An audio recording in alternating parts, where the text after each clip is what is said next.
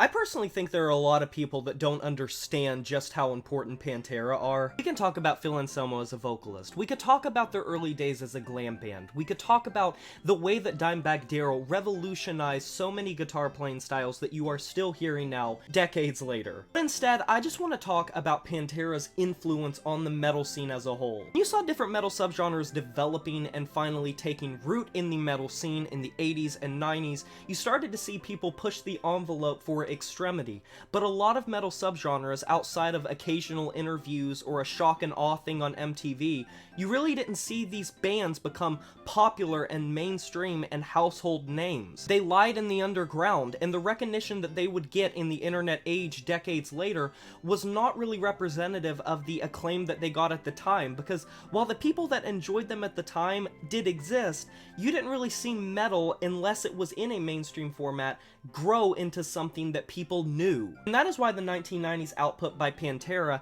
I truly do believe, revolutionized metal in a lot of ways. And I would go so far as to say that in their own way, I would put them side by side with Metallica in terms of what they did for metal. Because while Metallica brought thrash metal and heavier forms of thrash metal and heavy metal into the mainstream, especially with the Black Album and Master of Puppets and Ride the Lightning, Pantera brought heavy extreme metal into the forefront in a way that you had never seen and really didn't see ever in the future, even now. The 1990 record Cowboys from Hell, which the band pretty much considered like their debut album, it was their 5th studio length overall, pretty much brought groove metal to the public. Then in 1992, when you got Vulgar Display of Power, these two albums sitting side by side showed listeners and showed the world that heavy metal not only could be a commercially successful and viable outlet, but something that so many people connected to, filtering through the rage and the discontent of the 1990s and sitting shoulder to shoulder with the more moody and somber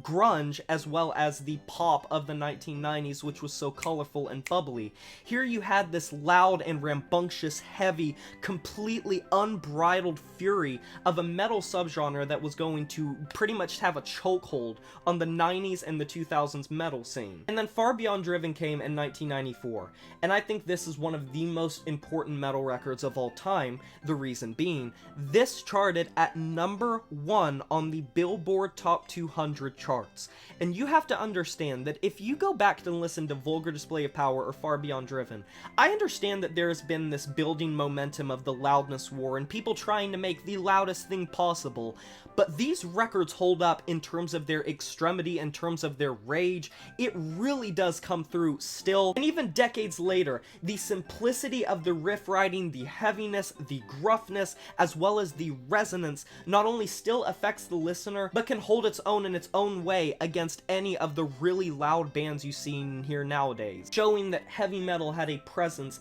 that could bleed more out from the underground and become something that everyone knew. And of course, in the 90s and the 2000s, groove metal continued to build more and more popularity and become a super popular subgenre. But I want to talk about something that I don't think many people do talk about, and that is Pantera's influence on alternative metal. I grew up in the 2000s and 2010s, and so I was privy to all of the bands like Disturbed and Trapped and Stained and Saliva and Breaking Benjamin and all of these bands that were sort of these post-grunge alternative metal, new metal hybrid sort of bands. Alternative metal dominated the mid to late 2000s. It kind of came at the back end of the new metal craze and was more angsty, was more in your face, and that's saying a lot because new metal was full of angst, but you could cut yourself on the edge of some of these alternative metal bands. And as someone that loved and grew up with Pantera and also grew up and loved a lot of alternative metal bands, it's hard not to see the influence that Pantera had on these bands, showing that with commercial viability, you could have growled vocals, you could have screamed vocals, you could have these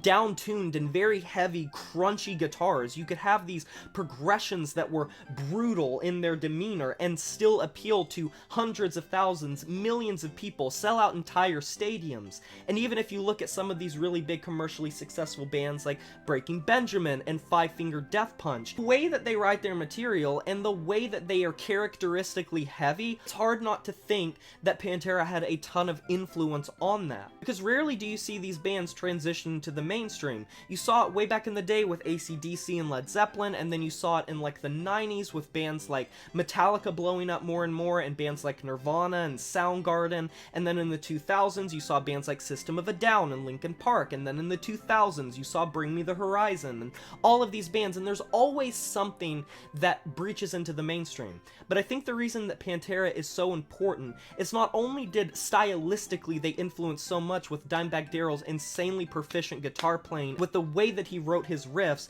translating and influencing so many artists from so many different genres, rock and metal and otherwise, Phil Anselmo's vocal style, the way that they wrote their material, the way that they produced their material, it showed that not only did heavy metal have its place, but some very heavy versions of heavy metal had its place. And I think that paved the way for so many of these post-grunge and alternative metal bands of the 2000s that were not scared to use these growled and screamed vocals, and you would hear it on the radio. And the fact that they have had this reunion recently, I think has shown just the amount of impact they had. The heavy metal world was in shambles when Pantera came back. And honestly, I just want to hear what you guys think of Pantera. Let me know down in the comment section below. I can't wait to hear your opinions of them. Be sure to like this video if you enjoyed it, subscribe to join the review family today, and smash that notification bell to be notified of my future uploads. You know who it is, my name is Jay Morris, and I'm signing off saying farewell.